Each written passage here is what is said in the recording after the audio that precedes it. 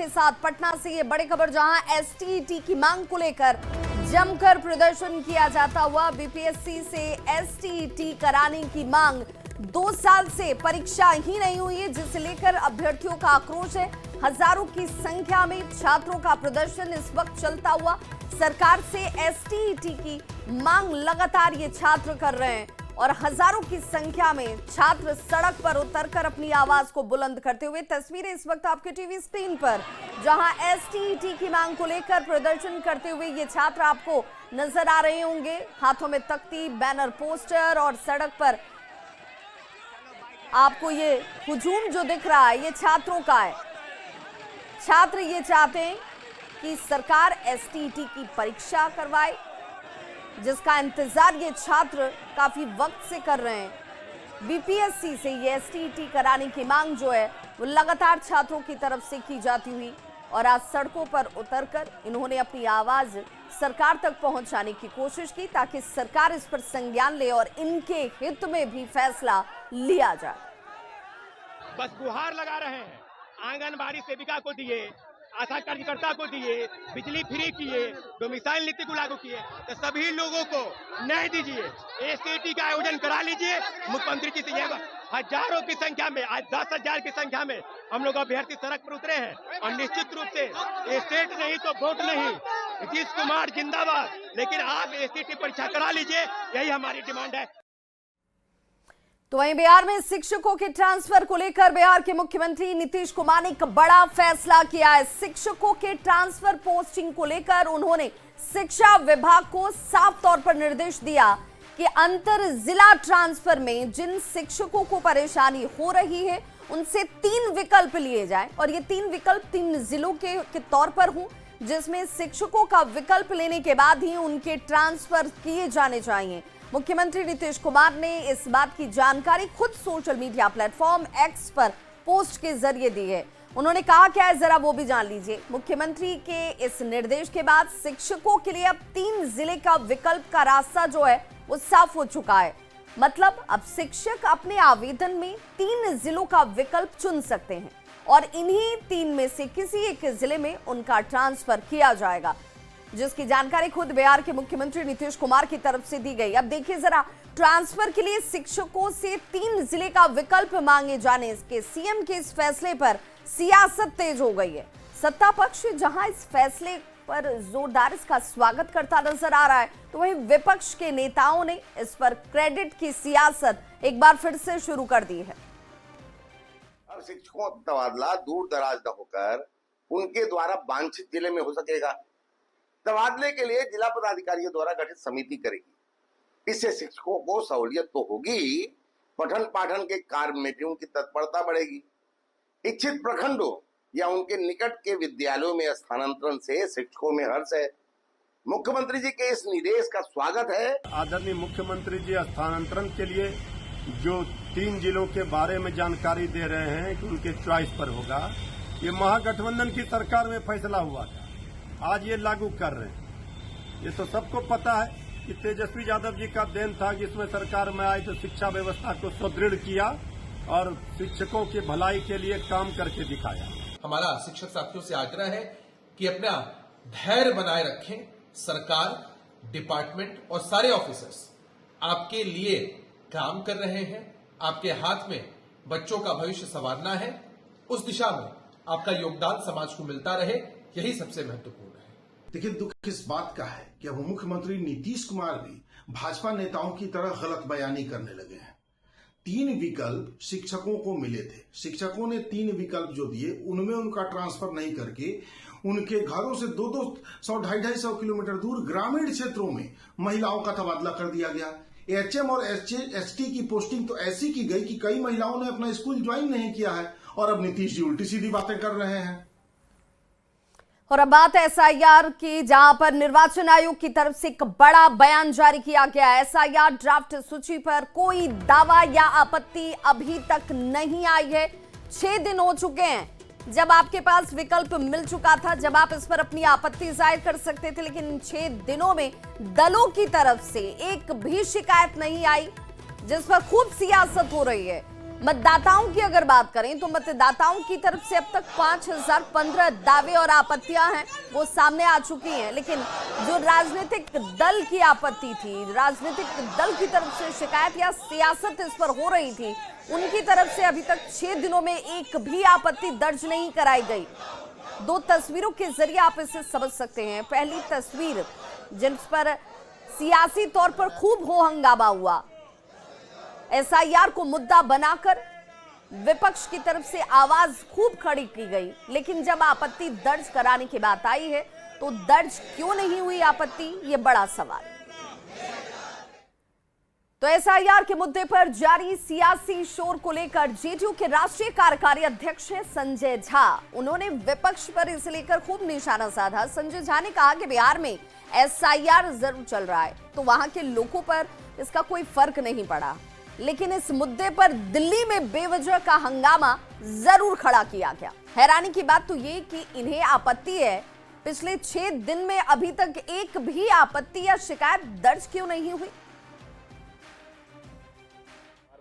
हम लोग बार बार बोल रहे हैं कि ये एसआईआर का काम जो है वो बिहार में हो रहा है। अब बिहार के लोगों में इसका कोई असर नहीं है, ये दिल्ली में हल्ला कर रहे हैं। बिहार में कहाँ कोई असर है इस चीज का। बिहार में एसआईआर का काम बहुत बढ़िया तरीके से इलेक्शन कमीशन ने किया है। 93% लोगों ने अप्लाई किया है और उसको स्पष्ट कहा गया 1 महीने का टाइम देकर, आपको किसी नाम पर ऑब्जेक्शन है तो आ करके आप लिख करके दे दी। आज तक कोई ऑब्जेक्शन देके नहीं गया था, और क्या होगा। और अब बात अनंत सिंह की, तो जेल से बाहर आने के बाद पूर्व बाहुबली विधायक अनंत सिंह आज मोकामा अपनी जनता के बीच पहुंच गए। इससे पहले इन्होंने न्यूज 18 से एक्सक्लूसिव बातचीत में एक बड़ा दावा जरूर किया। अनंत सिंह ने कहा कि विधानसभा चुनाव 2025 में विपक्ष को सिर्फ 15 सीट ही मिल पाएगी, बाकी सभी सीटें एनडीए की झोली में ही जाने वाली हैं। अनंत सिंह ने तेजस्वी यादव के उस बयान पर भी जमकर निशाना साधा जिसमें तेजस्वी बार बार कहते हैं कि उन्होंने अपने 17 महीने के डिप्टी सीएम के कार्यकाल में लाखों युवाओं को नौकरी दी। अनंत सिंह ने कहा कि मुख्यमंत्री नीतीश कुमार अगर मुझे तेजस्वी के खिलाफ टिकट दे देते हैं तो तेजस्वी की जमानत तक जब्त हो जाएगी। जनता के बीच जाएंगे, क्या बातें होंगी जनता से? बात की होगी, सबसे फिर मुलाकात होगा। चुनाव लड़ने की तैयारी है पूरी तौर पर? पूरी तैयारी है, पूरा जनता आपके साथ? पूरा साथ है। लेकिन अगर हम पूरे एनडीए और महागठबंधन की बात करें तो क्या लगता है इस बार किसकी सरकार होने वाली है? तेजस्वी कह रहे हैं कि 2025 नीतीश फिनिश। कह तो रहे हैं कि तेजस्वी की उम्र गुजर जाएगा, उस जन्म की तैयारी करे, इस जन्म नहीं। मतलब इस जन्म में मुख्यमंत्री नहीं बनेंगे तेजस्वी? उस जन्म में बने तो बने, इस जन्म में नहीं बनेगा। क्या कर वोट से बनेगा? तो जनता हमारे साथ है, ये है, तब वो जीतिए रहा है। 17 महीने में हमने रोजगार दिया, ये कह रहे हैं। तब पर बाबू मैया से रोजगार दिलवा दिया है, नीतीश जी से कह के दिलवा दिया, तो अपन बाबू मैया से दिलवा देता रोजगार। कह रहे कि नीतीश जो है वो हमारे हर बातों का अनुसरण कर रहे हैं, जो हम प्लान कर रहे हैं उसको लागू करना हमरा नहीं आता है, हम उतना पढ़ल नहीं है, जितना आप लोग विद्वान हैं उतना हम नहीं आता है। क्या लगता है ज्यादा योग्य कौन होंगे बिहार के लिए, जो दावा कर रहे तेजस्वी वो या जो नीतीश कुमार है वो? जो है सो, जो है जिसको नाम ले रहे हैं, अगर हम नाम नहीं लेवल जानते हैं, जो कुछ है ये नहीं है। विधायकों की सीट लेते बड़ा कहाँ से लड़े तो जीतते हैं। हम तो हरदम कहते हैं जहाँ से लड़े वहाँ से हमारा लड़ा दीजिए। तेजस्वी के पटिया लड़ाबे था ना हमरा। कोना पार्टी से चुनाव लड़ेंगे आप? जेडीयू से? जदयू से लड़ेंगे। अगर तेजस्वी के खिलाफ लड़ाएगी जेडीयू तो आप लड़ेंगे चुनाव? एकदम 24 घंटा। जीत आपकी सुनिश्चित होगी या तेजस्वी की? वो तो अभी 96 नहीं मिला है तो कहाँ मिलेगा नहीं मिलेगा पहले बता दें। मोकामा से तो तैयारी कर रहे हैं ना आप? हम तो मोकामा से कर रहे हैं, तो मोकामा से तेजस्वी चले ना, जमानत जब्त करके भेजा देंगे। अगर मोकामा से तेजस्वी चुनाव लड़ेंगे तो जमानत जब्त करा देंगे। लेकिन अगर नौकरी की बात कर ले, बिहार के विकास की बात कर ले, तो आप लगातार देख रहे हैं सरकार को, नीतीश कुमार से बेहतर मुख्यमंत्री कोई और हो सकता है? पैदा नहीं लिया है बिहार में, बिहार में पैदा नहीं लिया है। इस बार कितना सीट आएगा एनडीए को? 200 छोड़ दीजिए, आओ जोड़ दीजिए, जितना बचा उतना हमारा पढ़ल नहीं है। मतलब 15 को आएगा विपक्ष को? हाँ, 12 से 15 तेजस्वी जीतेंगे।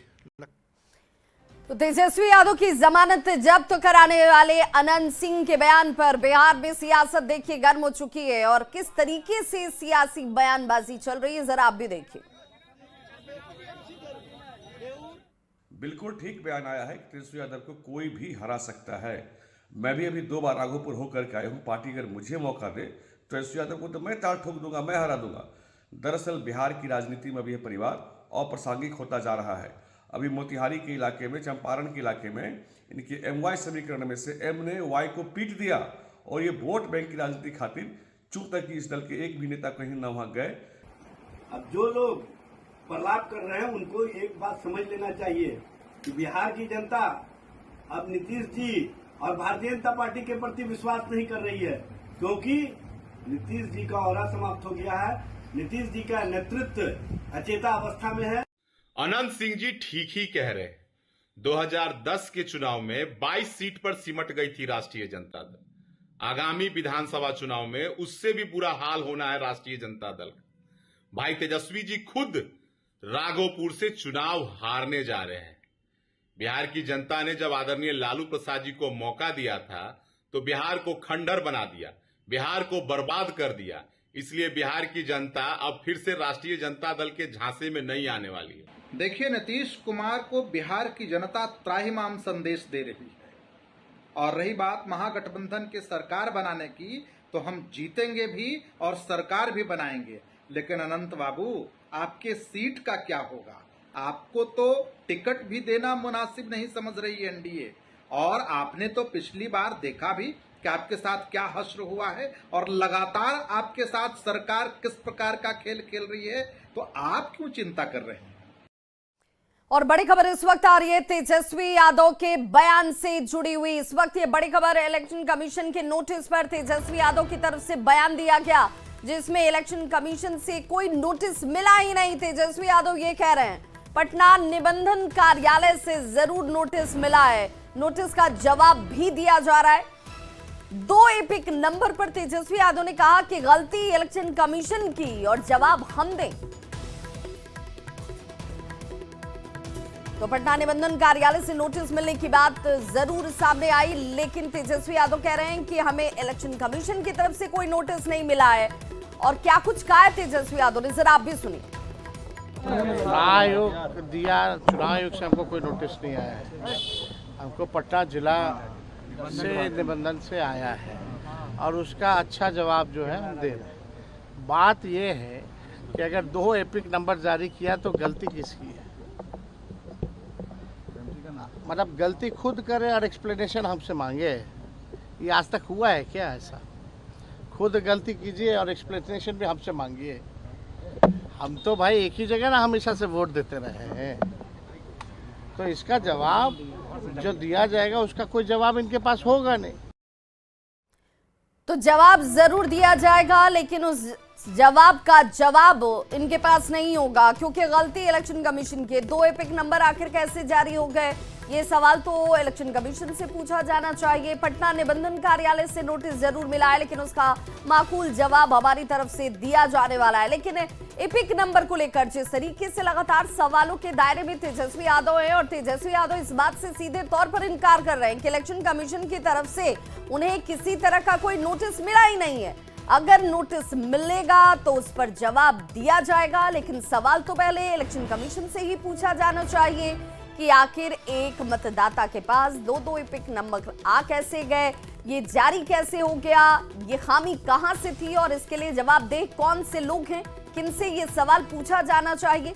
मीडिया के सामने आए, उन्होंने कहा कि भाई हमसे किसी तरह का कोई सवाल जवाब किया ही नहीं गया, कोई नोटिस हमें मिला ही नहीं है, लेकिन अगर मिलेगा तो उस पर मैं जवाब दूंगा। 2 एपिक नंबर पर सियासत जो है इस वक्त देखिए कितनी गर्म होती हुई।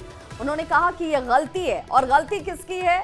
इलेक्शन कमीशन की है। तो जवाब कौन देगा? इलेक्शन कमीशन को ही देना चाहिए। हालांकि एक बार जरा फिर से सुनिए तेजस्वी यादव ने कहा क्या कुछ है। चुनाव आयोग से हमको कोई नोटिस नहीं आया है।